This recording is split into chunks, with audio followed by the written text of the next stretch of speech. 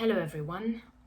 Today I'm going to make a speech in English about Jupiter and its moon, Europa.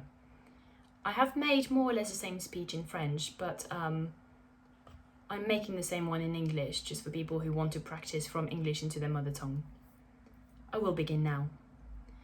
According to Voltaire, nothing is more dangerous than ignorance. Unfortunately, ignorance has always been around, and it has largely contributed to the fact that for a long time, people believed that the Earth was flat. The idea of a flat Earth is an ancient belief, and the last culture to believe that the Earth was flat was the Chinese culture, which only began to believe the Earth could be round in the 17th century. This may seem odd for us today, but sadly, such silly ideas persist today. Talking of which, did you hear of the Facebook group called Flat Earth Society?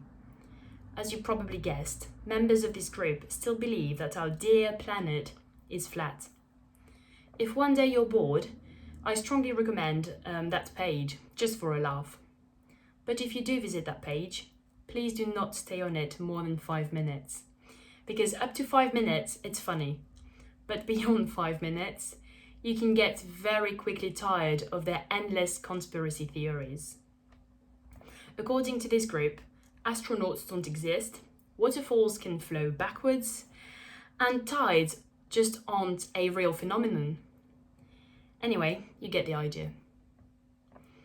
However, these ideas are not as dangerous as the belief that ivory can cure cancer, for example. When we see the number of elephants killed and cut to pieces every year, it's easy to understand how dangerous ignorance can be. There is good news for us, however. As MASIT students, interpreting students, for those who don't know the MASIT course, our goal is twofold.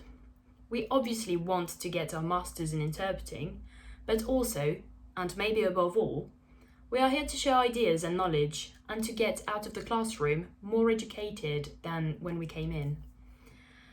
And it is with this in mind that I'm going to tell you about the universe that surrounds us. This year, in 2020, the rover of NASA's mission known as Mars 2020 will be sent to the Red Planet to look for potential signs of past life. This will be a first in the history of space exploration since the Viking mission, where 2 spacecrafts nearly spent a year cruising to Mars and placed an orbiter in operation around the planet, so around Mars, in the 70s. Therefore, this new Mars 2020 mission opens a new chapter in our history, one in which we could see the first humans walk on Mars in 2030. Around the same time, so around 2030, it is possible that somewhere else in the solar system, a lander lands on Europa. Regarded by NASA as, I quote, a priority target for the search for life beyond Earth, Europa, this potentially habitable ice world, in orbit around Jupiter, has fascinated astronomers since a vast ocean of salt water was discovered there. All that's left to do now is to go and take a closer look, and that's exactly what we're getting ready to do. A French astronomer recently submitted a proposal for a mission to Europa, which is one of the 4 Galilean satellites of Jupiter. The researcher has proposed to the European Space Agency, the ESA, and to NASA to collaborate on a major mission to visit this potentially habitable moon.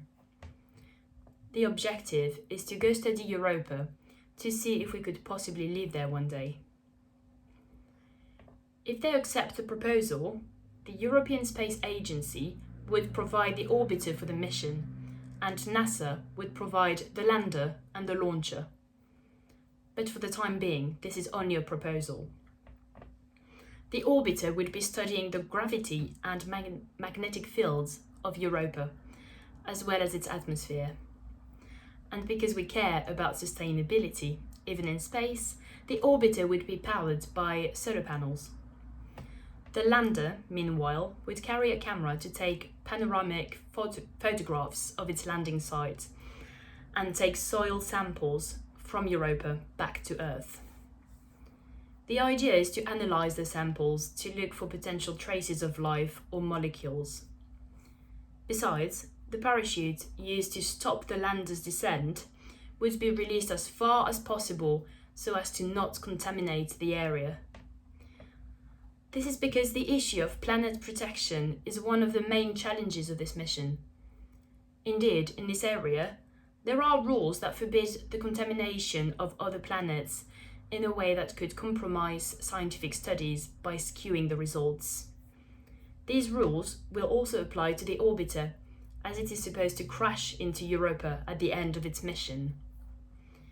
This means that it would have to be completely sterilized before departure, the orbiter.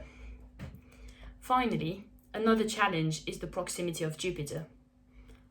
As Jupiter emits radiations, the satellite would have to be shielded and protected.